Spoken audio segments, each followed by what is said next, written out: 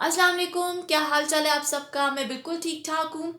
सबसे पहले आप सबका बहुत बहुत थैंक यू। मुझे बहुत लाइक्स मिल रहे हैं, कमेंट्स भी मिल रहे हैं, पॉजिटिव कमेंट्स मिल रहे हैं। मेरी कोशिश ये होती है कि मैं जो ट्यूटोरियल्स बनाती हूँ तो वो बिल्कुल सिंपल लैंग्वेज में हो, ताकि मदर्स को भी क्लियर हो कॉन्सेप्ट्स, क्योंकि कई दफ़ा मदर्स को कॉन्सेप्ट्स नहीं क्लियर होते हैं जिस तरह से टीचर्स करवाती हैं।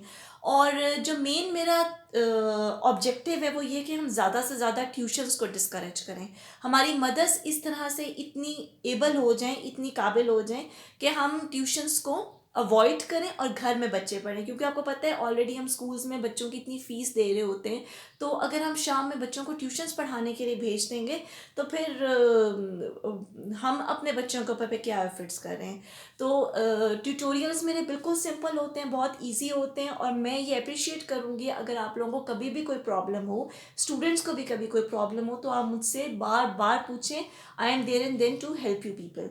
अच्छा, आज की जो मेरी वीडियो है वो ये है कि हम अपने उस बारे में है कि हम अपने बच्चों की रीडिंग स्किल्स को कैसे इम्प्रूव कर सकते हैं। एकेडेमिक्स में बच्चे बहुत अच्छे हो जाते हैं, स्पोकन में बहुत अच्छे हो जाते हैं, मगर जब बात रीडिंग की आती है तो बच्चों को इतनी फ्लुएंसी नहीं होती बच्चों में रीडिंग की, वो बार बार अटक रहे होते हैं। दूसरा ये है कि बच्चों में इतनी ये सेंस नहीं डेवलप हुई होती कि फुल स्टॉप के बाद they have to stop, they have to pause, and they have to start a new sentence.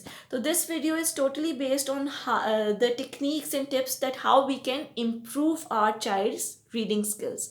अच्छा, जब रीडिंग की बात आती है तो ज़रूरी नहीं कि हमने सिर्फ इंग्लिश के ऊपर फोकस करना है, हमें उर्दू की भी रीडिंग के ऊपर बहुत फोकस करना चाहिए। क्योंकि जब मैं टीच करती थी तो बहुत से पेरेंट्स ऐसे आते थे, पेरेंट्स टीचर मीटिंग पे जब टीचर्स से मुलाकात होती है पेरेंट्स की, तो बहुत पेरेंट्स ऐसे आते थे जो ओवरऑल जिनके बच्चों ने बहुत अच्छे ग्रेड्स लिए होते थे, मगर उर्दू में वो बच्चे मार खा जाते थे, उर्दू में उनके ग्रेड्स इतने अच्छे नहीं आते थे।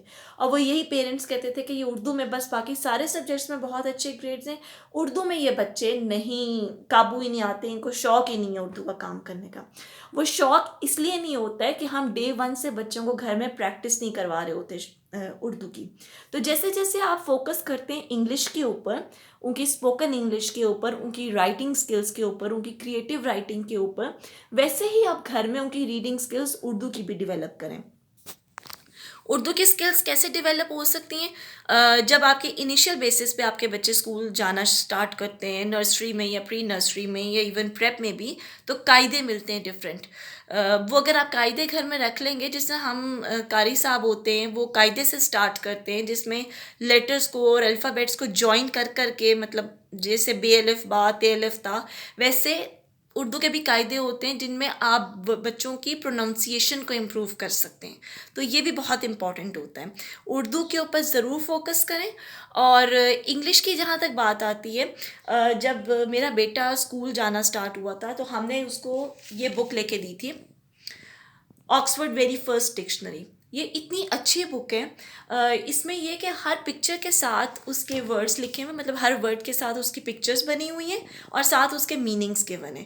तो बच्चा जब पिक्चर देखता है उसको पता चल जाता है कि साथ क्या वर्ड लिखा हुआ है। आहिस्ता आहिस्ता उसको फिर नो हाउ डेवलप हो जाती है कि this is this word and we have to read this word. अच्छा, उसके साथ जो मीनिंग्स होते हैं बच्चों से वो मीनिंग्स भी ज़रूर पढ़ाएं। शुरू शुरू में बहुत डिफ़िकल्टी होती है, बच्चों को रीडिंग नहीं करनी आती है, मगर अगर आप फ़ोनिक्स के साथ बच्चों की रीडिंग स्टार्ट करवाएंगे तो आपकी भी ज़िंदगी आसान हो जाएगी और बच्चे भी डिफ़िकल्ट से डिफ़िकल्ट वर्ड्स को ईज़िली रीड आउट कर सकते हैं। अगर आपको फ़ोनिक्स में कोई प्रॉब्लम है तो आप यूट्यूब की कोई भी वीडियो उठा के देख सकते हैं, उनमें इतनी अच्छी एक्सप्लेनेशन होती है फ़ोनिक्स की कि आपको ईज़िली आप अंडरस्टैंड कर सकते हैं। अच्छा, फिर घर में जगह जगह पे डिफरेंट कैप्शंस के साथ वर्ड्स लिखते हैं। जैसे अगर टू लेटर वर्ड्स बच्चा स्कूल में कर रहा है, रीडिंग कर रहा है टू लेटर वर्ड्स की, तो आप घर में टू लेटर वर्ड्स की जगह जगह पे पिक्चर्स भी साथ साथ बनाएं और साथ साथ वो वर्ड्स भी लिखें।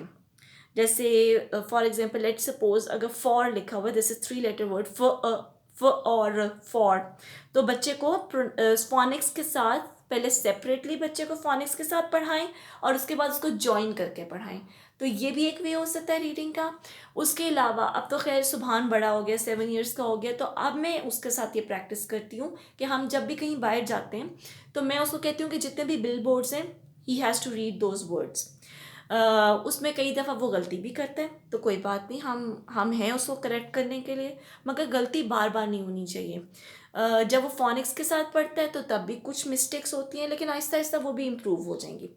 सबसे ज़्यादा जो मैं जिस चीज़ के ऊपर फोकस करती हूँ और मैं ये कहती हूँ कि दुनिया चाहे इधर से उधर हो जाए, he has to do that activity, वो ये है कि हम रोज़ रात को एक पेज उर्दू की बुक का और एक पेज इंग्लिश की बुक का वो ज़रूर पढ़ते हैं।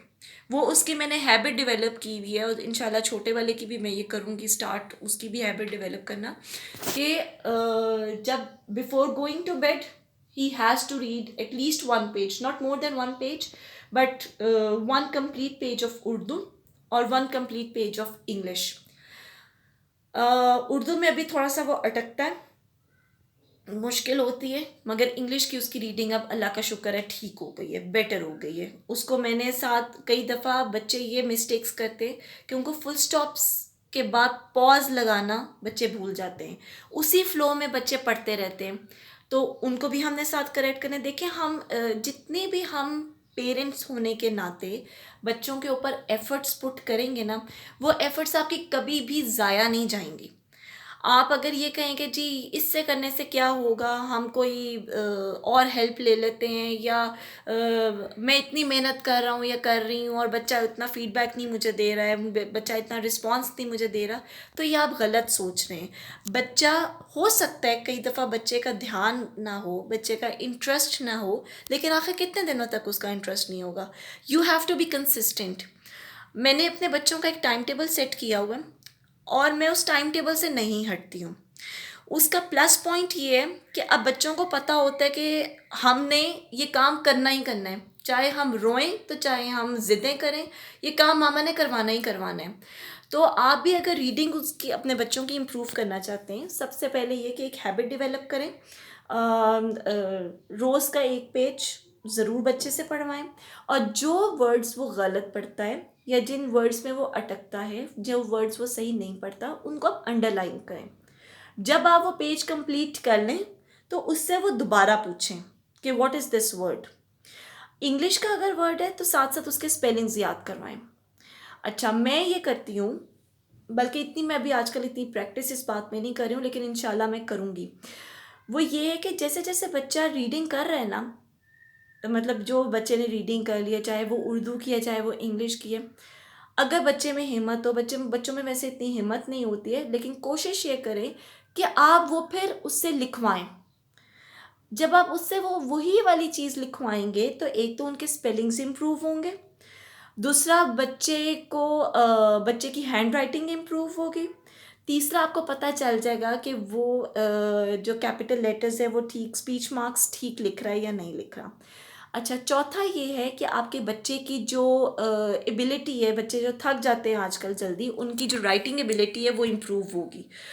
रीडिंग बहुत ज़्यादा करवाएं, बच्चों की वोकेबलरी भी इंक्रीज़ होती है, बच्चों को पता चल जाता है हमने कैसे वर्ड्स की यूजेज करनी है, और बच्चों को और बहुत से न्यू वर्ड्स इंट्रोड्यूस होते हैं। अच्छा, जो वर्ड्स बच्चे अगर स्कूल में पढ़ रहे हैं या जो वर्ड्स आपके बच्चों के डिफ़िकल्ट टू रीड हैं, आप ऐसा करें, घर में कोई ऐसा कॉर्नर बना लें, रीडिंग कॉर्नर बना लें, जहाँ पे वो बच्चों के आप वर्ड्स पेस्ट करते जाएं, स्ट्रिप्स कट करें और वो वर्ड्स को पेस्ट करें। आते जाते बच्चा जब उन वर्ड्स को देखेगा तो नेक्स्ट टाइम वो पढ़ने में मिस्टेक नहीं करेगा। तो बच्चों वाले घरों में हमें ऐसी एक्टिविटीज़ करनी पड़ती हैं, और ऐसे कर भी लेंगे तो कोई मसला नहीं होगा, आपका ही बच्चा इम्प्रूव करेगा। दुनिया की परवाह अगर आप करते रहेंगे कि भाई घर गंदा लगेगा या वॉल्स आपकी गंदी हो जाएंगी, वॉल्स गंदी नहीं होंगी। ऐसी टेप्स आती हैं जो आप अगर पेज के पीछे या चार्ट पेपर के पीछे लगा लें, और आप अगर वॉल के ऊपर स्टिक कर लें, और अगर जब आप वॉल से वो स्ट्रिप उतारेंगे तो आपका पेंट ख़राब नहीं होगा। तो ये सब एक्टिविटीज़ हमें करनी चाहिए। रीडिंग करवाएं ज़्यादा से ज़्यादा, कोशिश ये करें कि जो डिफ़िकल्ट वर्ड्स हैं, उनको जो पढ़ने नहीं आ रहे होते हैं, उनकी बार बार रीडिंग करवाएं। नेक्स्ट डे जब आप रीड करना स्टार्ट करवाएं तो प्रीवियस डे का जो डिफ़िकल्ट वर्ड्स थे वो एक दफ़ा गो थ्रू करवा लें। इसी तरह से बच्चों की रीडिंग इम्प्रूव होगी। अच्छा, last but not the least, आपको पता है कि जो जो डिफरेंट सब्जेक्ट्स होते हैं, जैसे साइंस हो गया, सोशल स्टडीज़ हो गया, उनके तो चैप्टर्स हमें थॉरली रीड करने पड़ते हैं, क्योंकि आपको पता है कि ऑब्जेक्टिव जो है वो कहीं से भी आ सकता है। ओवरऑल चैप्टर में से कहीं से भी फिल इन द ब्लैंक्स आ सकते हैं, शॉर्ट आंसर क्वेश्चंस आ सकते हैं। तो अगर आपका बच्चा थॉरली एक चैप्टर को रीड आउट नहीं करेगा तो he will not be able to answer the objective questions. और ऑब्जेक्टिव की जो परसेंटेज है, you know that it is very बहुत ज़्यादा उसकी परसेंटेज होती है मार्क्स की। ऑब्जेक्टिव ज़्यादा मार्क्स वाला होता है और सब्जेक्टिव के मार्क्स